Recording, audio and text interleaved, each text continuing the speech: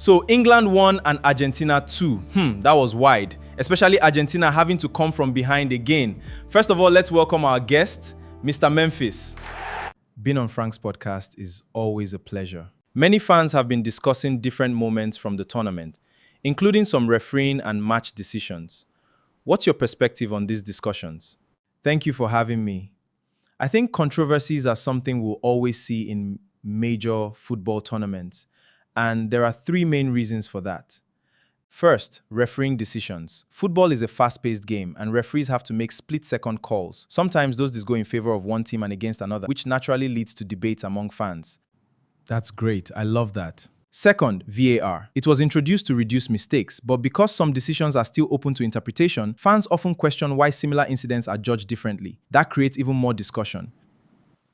And I also think the passion of the fans. Supporters are emotionally invested in their teams. When they feel a decision has cost them, they are more likely to see it as controversial. That's what makes football so emotional, and why these debates continue long after the final whistle.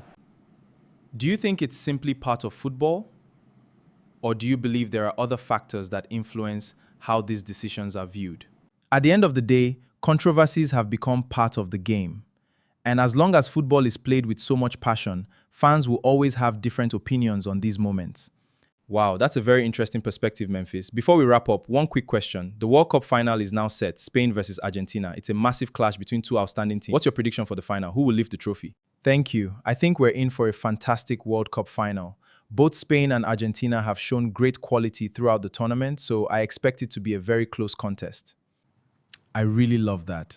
If I had to make a prediction, I would give Spain a slight edge. They've been very disciplined, controlled possession well, and looked solid both defensively and going forward. But you can never rule out Argentina.